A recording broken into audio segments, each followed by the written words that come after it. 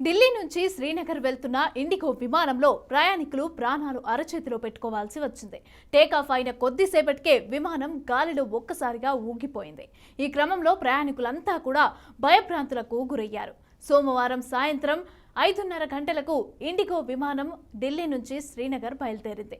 Takeoff అయిన కాసేపటికే భారీ వర్షం కురిసింది. విమానం గాల్లో ఊగుతుండగా ప్రయాణికులు కుర్చీలను గట్టిగా పట్టుకోవడం కనిపించింది.